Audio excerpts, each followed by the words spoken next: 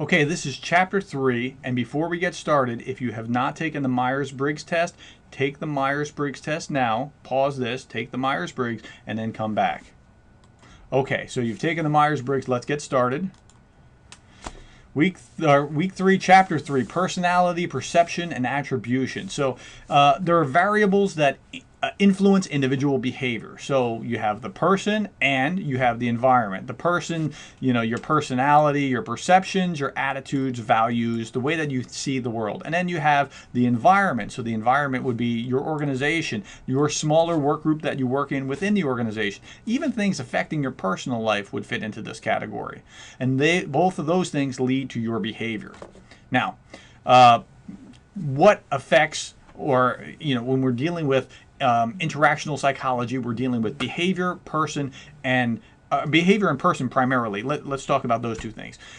So you have behavior as a function of continuous, multi-directional interaction between person and situation. It's what you do. And then you have a person, and the person is challenged by situation, and the person changes situation. You're interacting with within your environment. Okay? And these two things flow together, and they add to what's going on in the organization. Okay, personality. Personality is a relatively stable set of characteristics that influences individual behavior. Most people's personalities don't change a lot over the course of their lives. Maybe they're really happy, or maybe they're kind of melancholy, but they tend to be pretty stable. Personality theories draw on a number of different approaches or theories. The first is trait theory. It's just looking at observable traits. It's kind of weak, but you can kind of get a sense of where somebody's coming from. And then psychodynamic theory is more of a Freudian unconscious kind of way of looking at it, or humanistic theory, which emphasizes growth and improvement. And then there's an integrative approach, which looks at all kinds of different factors and how personalities are developed.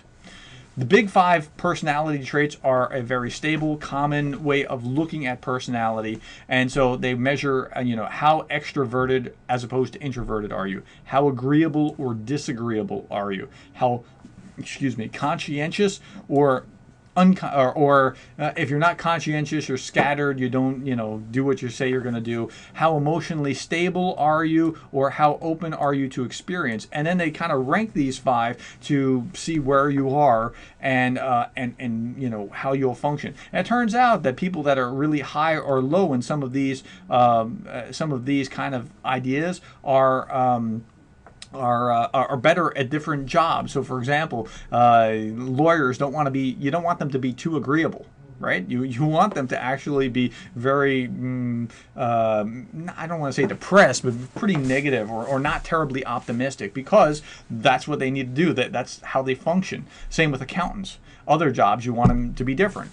Locus of control. A locus of control, if it's internal, you're thinking, I can do it. I have the power within me to make this happen. Okay, I control what happens to me, as opposed to an external, well, the world's happening to me. If you have an internal locus of control, you're likely to get a lot more done than if you are just, waiting for the fates to act upon you.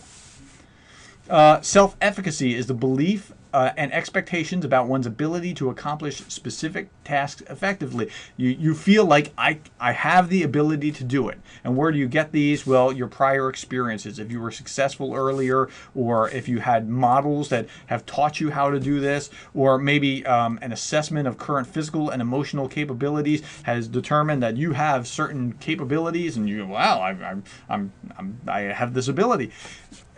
If you believe that you can do something, you're much more likely to try it and then be successful. Now, self-esteem is similar. It's different, but it's similar to self-efficacy. It's a feelings of worth. And you get your self-esteem, unfortunately, from other people around you.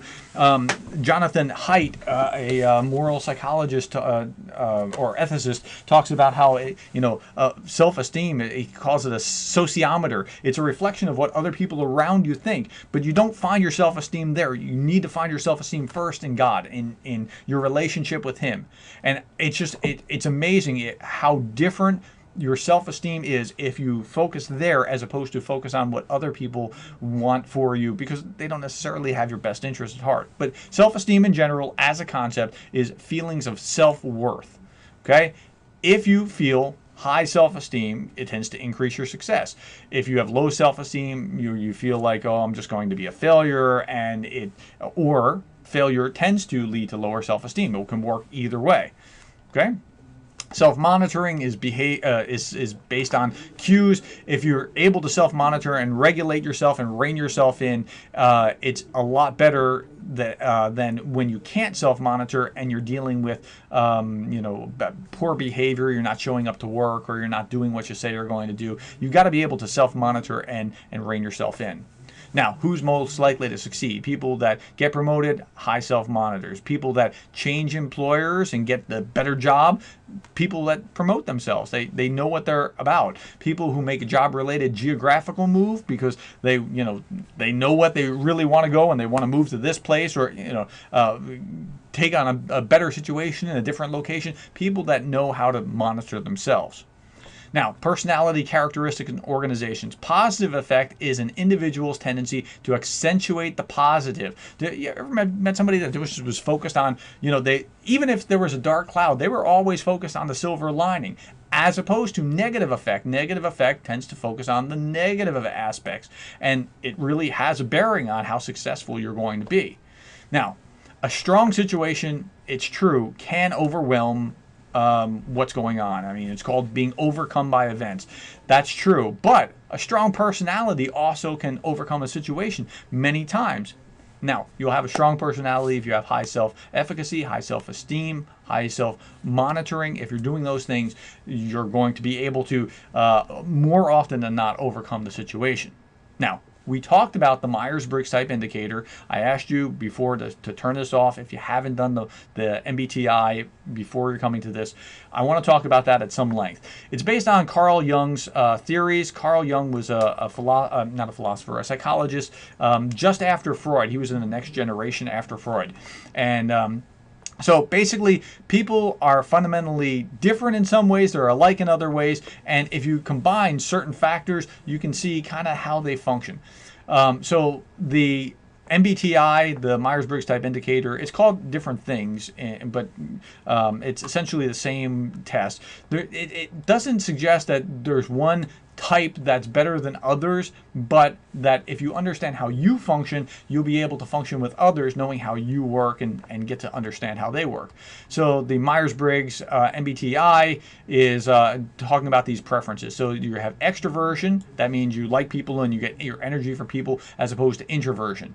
Okay, and you want to withdraw and you get your energy by being alone and thinking to yourself. It's just how you get your energy. Sensing is the 5 senses, how you gather your information, as opposed to intuiting. That's the N part. Intuiting in there is the it's just kind of making leaps in thinking through and theoretical and that kind of thing. Thinking, using your head as opposed to feeling, using your heart. Judging, you want things locked away and sorted out and oriented. It's not really a good term for this, but it means that you want it to be sorted out now, as opposed to perceiving. Again, not a very good term, but this is, I want to be flexible and I want to be open to things. Okay, and then that leads to a number of different types. And what you'll find is that the different types do different things. So somebody may be an ENTJ. They're really focused on being out there, being in charge, and being in the lead. And then somebody may be on the opposite side of that, and that's okay. And different personality types just function differently. But you want to understand yourself. That's the point of the exercise. So the MBTI will help you identify learning and teaching styles. It'll help you identify what career might be the right kind of thing for you. It'll help you when you're in management, when you're building teams, when you're trying to find people that have different skill sets, because you want diversity. You don't want the kind of team that's all the same person. If you have 10 of the same people, it's just not going to work so well. Now, last thing that we're going to talk about here is impression management. They talk about in the book. This is trying to control impression of others, or that others have of them. They do this by name dropping. That's associating yourself with somebody else that will help you look better. Your appearance, how you describe yourself, flattering others, maybe kissing up to the boss, giving favors, agreeing all the time, that kind of thing. Don't worry about impression management. Instead, be sincere. What I mean by sincere is that sincere comes from, and according to the dictionary, a combination of sine, which means without, and cera, which means wax. So sincere in the Latin means without wax. The story behind this is that in ancient Rome or Greece, well, a pottery maker would make pottery, and if there was a defect, they would put wax in it, and then they would paint it over, and when hot water went into it, it would leak because of the wax. So if it was perfect, they would stamp sincere on it, and it meant without wax. It meant it was whole, it was honest, it was true, it was what it should be. Focus on being that, and you won't have to worry about impression management. Okay? Now, attribution theory, last little bit. Attribution theory explains how individuals think about things. Sometimes they assign the what's going on to themselves, and sometimes they apply it to others. But it's funny how they do that. So attribution bias, the fundamental attribution error, and self-serving bias. Fundamental attribution error is a tendency to make attributions to internal causes, that's focusing on the self, when focusing on someone else's behavior, as opposed to the self-serving bias, which is a tendency to attribute one's own successes to internal causes and one's failures to external causes, right? So how did this work? If it was a grand success, yes, we did it, right? We take the credit for it. And if something fell apart, well, the economy, or well, these workers, or my boss, or whatever else, that's a self-serving bias, right? So you want to be aware of how we work and how we function with that. Well, thank you for your time and attention. Go on and complete the requirements for this week, and I'll talk to you soon. Bye.